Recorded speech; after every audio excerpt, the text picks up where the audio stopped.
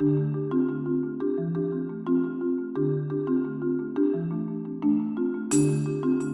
je vous ai entendu, je vous ai écouté avec attention. Et je crois que quand on parle de l'école, on a toujours une vision finalement, une vision qu'on a du mal à transmettre, je crois. Parce que c'est très difficile de dresser un tableau exact de ce qui se passe dans l'école. C'est très difficile d'avoir une vision complète de ce qui se passe dans l'école et de ce qui se passe dans les salles de classe. Et je me souviens très bien quand nous avions écrit en 2002 les territoires perdus de la République que vous avez cités, le reproche qui nous avait été fait était que notre ouvrage n'était pas scientifique, ce qui est vrai, et que c'était une compilation de témoignages qui finalement finissait à la fin par donner la nausée. Et la critique n'était pas idiote, dans le sens où, quand on empile les dysfonctionnements, quand on collectionne les problèmes, finalement, on prend le risque, me semble-t-il, de donner une vision assez noire. C'était mon propos, d'ailleurs, dans Tableau noir, la défaite de l'école. C'était 2008, pas 2012. On a tendance à donner une vision très noire, finalement, de ce qui se passe. Alors, je ne dis pas que les choses sont réjouissantes. Et j'entends bien tout ce qui a été dit. Mais si cela vous rassure, je vous assure qu'il se passe des choses dans les classes et des choses positives. Il y a bien sûr tout ce dont on a parlé. Il y a bien sûr des contestations. Il y a bien sûr des élèves qui s'interrogent. Moi, mes élèves, ils ont 14 ou 15 ans. Qui ne s'interrogeait pas à 14 ou 15 ans? Bon, alors moi, j'étais trotskiste. Bon, forcément, c'était pas la même chose. C'était pas la même interrogation. Mais néanmoins, je contestais ce que me disait mon prof, que je pensais être un affreux réactionnaire. Donc, il y a aussi l'âge de l'adolescence, c'est l'âge de l'affirmation. Il y a aussi le rapport à l'adulte et le rapport à l'institution. Tout ça, je pense, doit être pris en compte dans l'évaluation que nous pouvons faire de ce qui se passe dans les classes. Néanmoins, et ça c'est la réalité, il y a des vraies questions, des questions de fond, des questions qui touchent à tout ce dont vous avez parlé et qui sont la réalité. Et je me réjouis qu'on en parle aujourd'hui, puisque quand nous avions sorti les territoires perdus de la République en octobre 2002, l'omerta de la presse, on va dire, plutôt classée à gauche, vous aurez bien compris que moi je travaille pour la Fondation Jean Jaurès, je ne suis pas trop classé à droite, mais la presse de gauche, la grande presse de gauche, Le Monde, Libé, l'Obs, nous avait totalement ignorés, mais totalement ignorés. Et les problèmes dont vous avez fait état et qui sont réels aujourd'hui, on peut en parler. Non seulement on peut en parler, mais on peut réfléchir sur la manière dont on peut lutter contre cela. Et ça, c'est une avancée énorme, parce que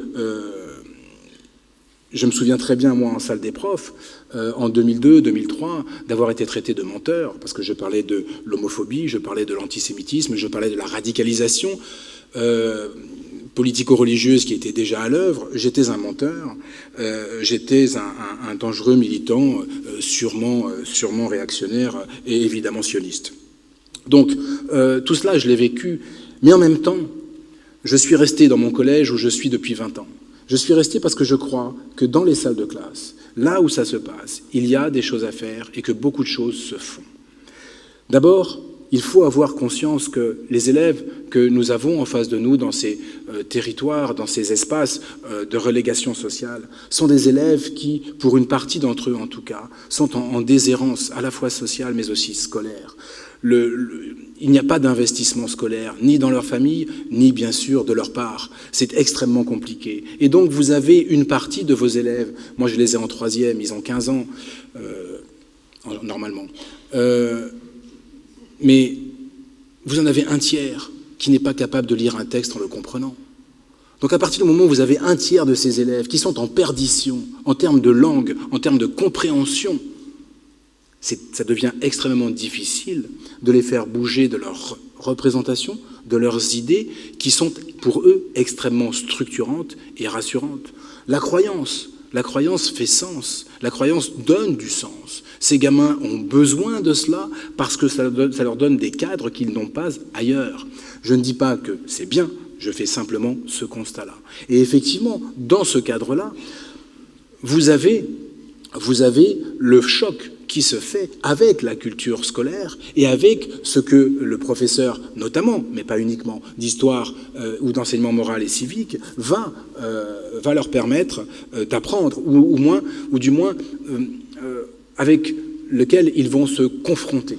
Parce que l'école, c'est la nécessaire confrontation. C'est la nécessaire confrontation à d'autres visions du monde. Et ces élèves sont alors pris dans une double loyauté. La loyauté vis-à-vis de la famille, parce que la croyance, c'est vrai qu'il y a une reconquête par l'adolescent de la famille et donc de la religion dans la famille, c'est une réalité, mais là on touche à une question identitaire, plus que religieuse, dans laquelle la religion a un rôle essentiel. Mais souvent, c'est parce que la famille tient un discours, ça peut être les parents, ça peut être le grand frère, j'en ai eu encore l'illustration ce matin en cours,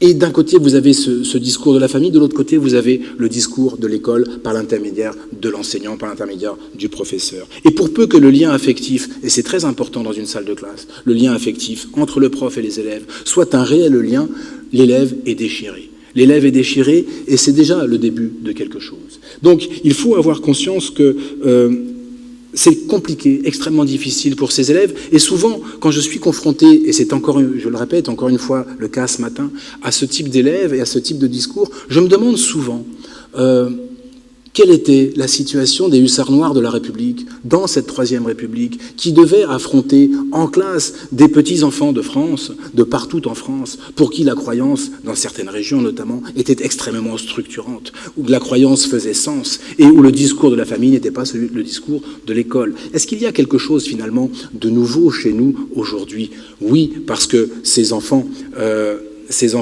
ont des parents. Nos enfants aujourd'hui ont pour beaucoup des parents qui n'ont pas été élevés ou qui n'ont pas grandi en France et dont les valeurs ne sont pas celles qu'ils auraient pu apprendre à l'école de la République s'ils avaient été à l'école de la République. Et donc ces gens sont arrivés avec leurs valeurs, sont arrivés avec leur histoire. Il est presque normal, je dirais, que leurs enfants se fassent le relais des discours des parents. Mais c'est à l'école. C'est à l'école d'apporter un autre discours. C'est à l'école d'ouvrir. C'est à l'école d'être convaincu de ce qu'elle fait. Et là, c'est un autre problème. Et je vais terminer là-dessus. Alors, je n'ai pas pris le temps. Je ne sais pas du tout combien de temps il me reste. Le problème... Pardon ? 1 minute et demie, voilà.